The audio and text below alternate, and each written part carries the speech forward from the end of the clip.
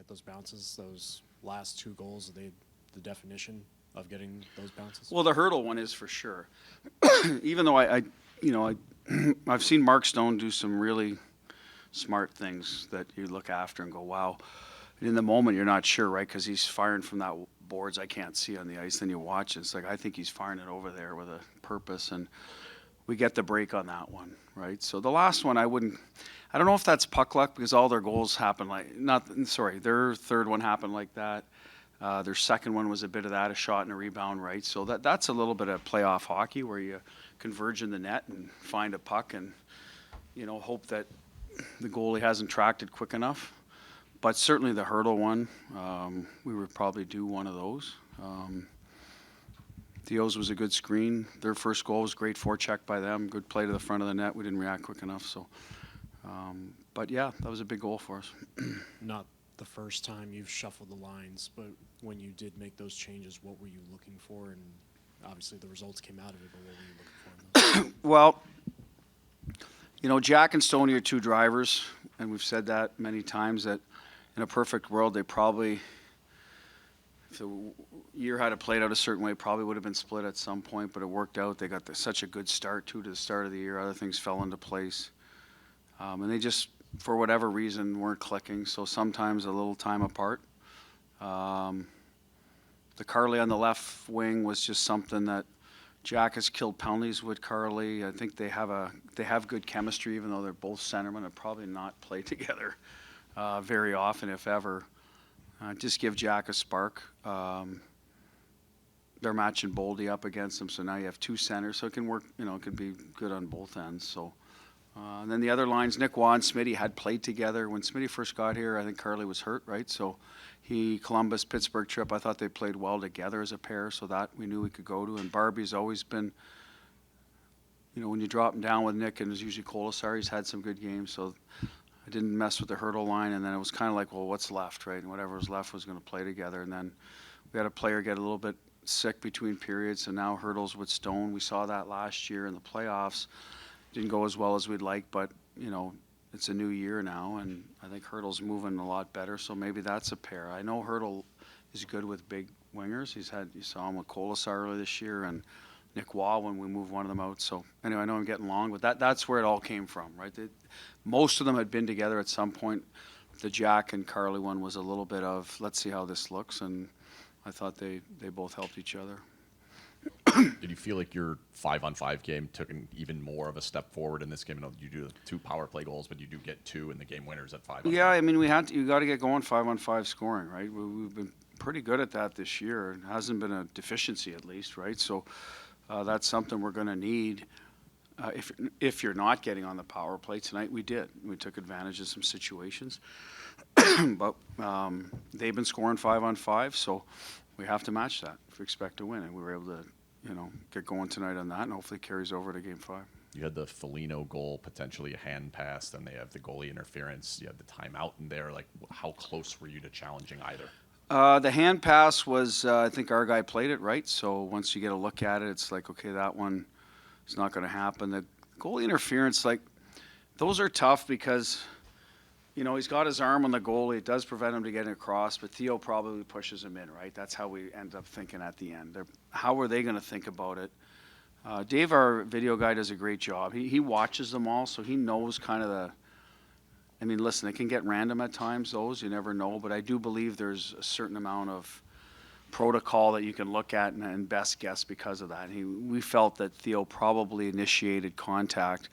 And I don't think Kaprizov was in there to start. So he ends up in there, but that's how we figured it. I'm not saying it wouldn't have came back. I'll never know. But it would have been a tough one if it goes the other way twice, right? I think if that had been a go-ahead goal to make it 4-3, we'd probably think of it differently. The timeout was called to look at it longer and to sort of reset our bench. So either way, we're going to get use out of that timeout, get a little extra look, but also get our guys, hey, you know what, we're playing well.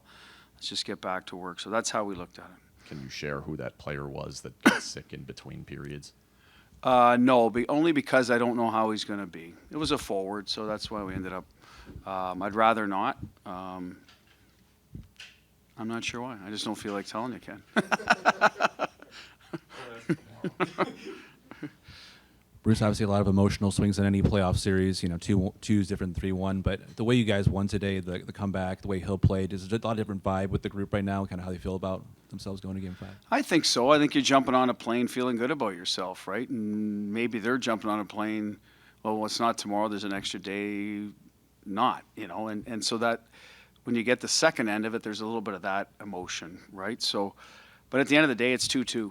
It's best of 3. We came here thinking, okay, it's a best of 5. We lost home ice. We got it back. It's a best of 3. It's been a hard-fought every inch of ice out there. So that's how I'm looking at it. Emotionally, we're going to enjoy it.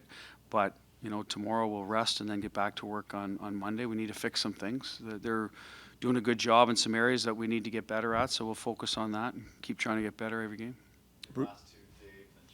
Bruce, I know it's the result Bruce. I know it's the result you wanted, but did you see your team game improve from Game 3 to Game 4 and what you were looking for? I felt we were better, more engaged here than the first 2 games at home. That's probably normal in a playoff series. The animosity builds, and urgency level had to be up today. We're down a game. I did. Our offensive game in the O-zone, we're having more puck possession, finding ways to get pucks to the net. I think the first couple games interior ice was hard, and maybe we didn't do enough to try to spread them out and then converge. And that part, I'm seeing progress. We're going to need to do it. They do a good job protecting their slot. Neutral zone, how to get through there. They're pretty. They play a pretty predictable 1-2-2 in there in terms of their set. How can we get through there without having to forecheck every time? Can we get some rush chances? If not, where can we place pucks to get them back? We were rimming a lot early on, and I think today we did a better job of mixing up our puck placement off the rush and putting it behind them so that it wasn't always a bump back for them and away they go. Even though we cut some of them off periodically, I think it's better to mix that in. And that gave us more O-zone. I don't know what the numbers were. I know the other night we only spent a couple minutes in our end. But, if they forecheck and throw it to the front of the net like they did on 23's goal, they're not going to have to spend, you know what I mean? We got to do a better job with that. But in general, I thought our numbers are going up in the O-zone, and that's how you get bounces. You throw enough pucks to the net, eventually you do get rewarded. So that was a little bit of what happened tonight, and that is a good thing for our group to buy into. Because you've followed us, we like to make the extra pass at times, and sometimes you got to balance your shot attempts versus the east-west plays, and we're doing a better job with that. Bruce, everybody makes such a big deal about experience this time of year. Where did you see the experience in your team, particularly as you were getting ready for overtime, I guess? Well, I would say going into the third period, I think Minnesota's 30-0. They haven't lost a game. So your experience has to say, hey, let's just one shift at a time. We don't have to tie the game in the first 5 minutes. Just play, build your game. I thought we did a good job with that, and then all of a sudden we're out front, right? And I don't think we gave up a lot. I know there was a breakaway, but I think our guy, the puck hopped over a stick. This wasn't like this big defensive breakdown in their goal. So we're doing a good job knowing that we can't just open the floodgates and 2-1, try to get it all back at once turns into 4-5-1. So that's where part of it. Overtime, I just think, our guys at the end of the day have been there and done that, so let's not panic. We reset our lines going into the overtime, and I think guys were good with that. Just play. I think they knew we were getting better as the game went on, so that's part of the mental part. Like, don't try to do it yourself. And I think you saw a bit of that with Pav tonight as a younger guy in the neutral zone. He's learning that. Hey, they're going to have an opportunity to get through there. Other times you just got to keep playing behind them so something opens up. So that's where I think it comes through, and that's where I think Pav is learning that part. So we didn't get ourselves in trouble. And for the most part, with puck management between the Blues, and that's where things tend to get away from us when it doesn't go well, and tonight that wasn't the case. And really quick, did the Kings review last night impact you today? Well, I was watching the game. I had the sound off. I was talking to my family, so I don't know what was going on. I thought it was kicked, I'm trying to figure it out, but not really, but I didn't want the same ending, that's for sure. I think I told you, if it was a goal, if it was 4-3, we probably challenged. It's 3-3, we got time. We're playing good, I thought. Not, I don't think either team was dominating, but we were playing well enough, like, hey, we can we can still win this game. This goal stands up. It shouldn't deflate us. That goes to a bit of experience too. So I'd say no, but I guess everything's in the back of your mind when you're in playoff time.